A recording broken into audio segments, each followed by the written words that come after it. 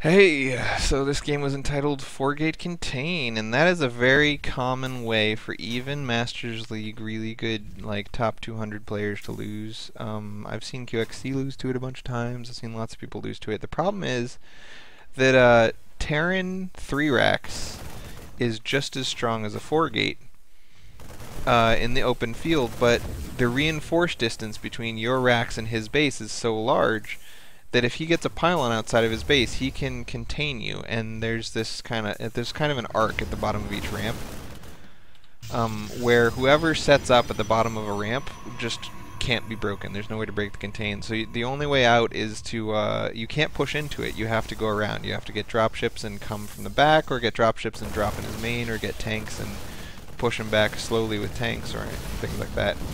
One thing you got to know about Protoss 4 gates: from 6 minutes until 9 minutes, the Terran's job against Protoss is to defend, is to not lose, because Protoss gets this huge advantage whenever Warp Gate finishes, which tends to be around 6 minutes, and they maintain that advantage only until around 9 or 10 minutes. So during that time, if you just survive, then you actually come out ahead, because his advantage is all used up. So when you saw you'll see this in a lot of my replays. I'll say it in a second. I wanna explain it at the same time as I show you when you should have noticed. All right. So you got two bunkers. That's really cool. Right here, you saw him come with 4 stalkers. You should already have 3 more workers hotkeyed and set to auto repair. These guys should be on auto repair. This guy's not. This guy is. And as soon as you see any troops come towards your base, you should grab these guys and just move them down here and leave them there. Until 9 minutes into the game, you can leave them there. It's not hurting you, because economically, you are 5 workers ahead. So having 5 idle workers sitting at your bunkers doesn't hurt you. You'll still have the same economy as your Protoss opponent. So yeah, your goal is just not to die. I don't know why you have these units over here. That's wrong. They should be over here at the front. So anyway, yeah, your goal in the early game is just not to die.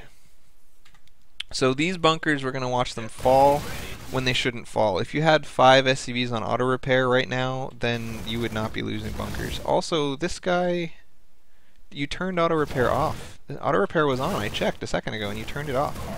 That's really weird. You don't want to be turning auto repair off. That's crazy.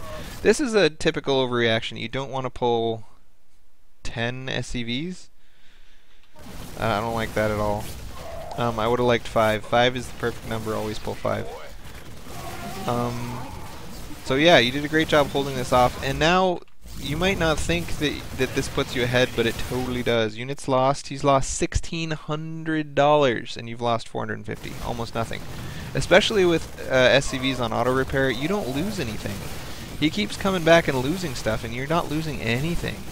You want all your military troops to be behind your bunkers on hold position. Like over here would be perfect, because they can't see up this ramp and it's in range of his proxy pylon. That would be great. Move this stuff down here and hold position. But you want it all high ground, hold position, further back than the bunkers, because you want him to be hitting the bunkers while your SCVs repair them. You don't want him to be hitting your marauders. Because until you get medevacs, marauders are unrepairable, but SCVs and bunkers you can totally repair.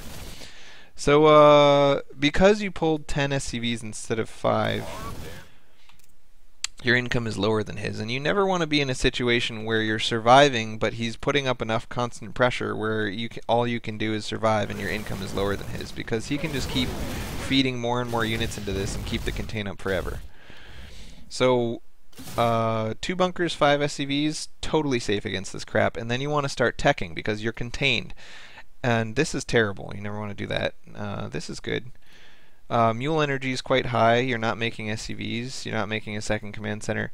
9 idle SCVs, an idle SCV up here. You're almost about to supply cap yourself. Lots of panic damage. He's doing panic damage right now.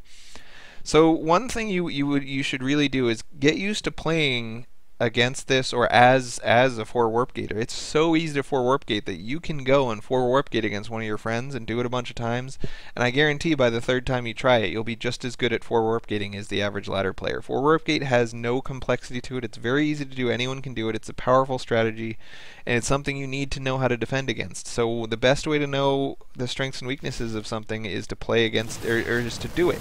Do it yourself and find out what pisses you off when you do it. So you keep sacrificing bio units. I don't like that. If you're gonna fight with everything. That's a standard rule. That's always true. You should have emptied these bunkers and fought with everything, because three stalkers isn't nearly enough to kill what you have.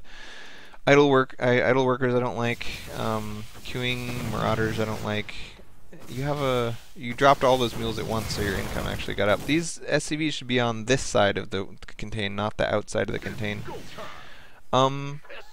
You have a chance right now to break this contain, but your money's getting high and you're queuing up a lot of marauders. And this is the same exact problem I talked about in game 1, which was a TVT. You're not making your 3rd production facility fast enough. You need your 3rd production facility at about 7 minutes, maybe 6 minutes. I usually get it around 6 minutes.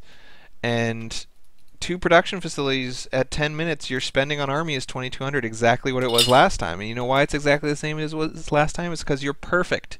You're perfect at not supply blocking yourself and always building from these 2 buildings. And that's awesome. That's a really important skill to have.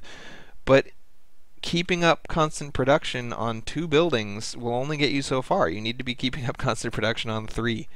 So this is the same problem you had last time. You need a 3rd production facility and actually probably a 4th. And because you're contained anyway, and you're contained way out here, I would throw down a command center, man. You're not going to break this contain easily, so you might as well get a command center. If he wants to contain you, turn it into an advantage, you know? Like, yay, I'm contained on 2 bases, maybe 3 bases, and he only has 2 bases, and he only has 1, so that's great. So anyway, units lost, you're doing great. You are way ahead in this game. I can tell from your play that you feel like you're behind, but you are way ahead in this game. The longer you keep these SCVs idle and not doing anything out here, the further behind you're getting, but that's okay. I'm okay with it. I would like to have seen your command center beat his command center, because he's trying to be aggressive. And the aggressive 1-baser, look at all these idle workers. The aggressive 1-baser typically gets a later command center, or a later expo than the defender.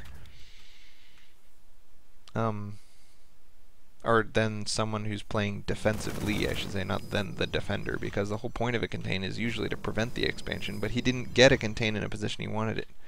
Because of the way this map is set up, you were able to just, you know, deny his attempt at a contain. So now, when you're contained, the first thing you do should be to tech. Set up your contain in a position where you feel safe, and then in order to break it, you need tech. You either need a drop ships, medevacs being used to drop units, or you need tanks. So I see that you got double factory. That implies to me that you're trying to get tanks, but you're not really focusing on getting tanks quickly. You're just kind of like, I'm gonna build factories, and then I'm gonna not make tech labs on them ever.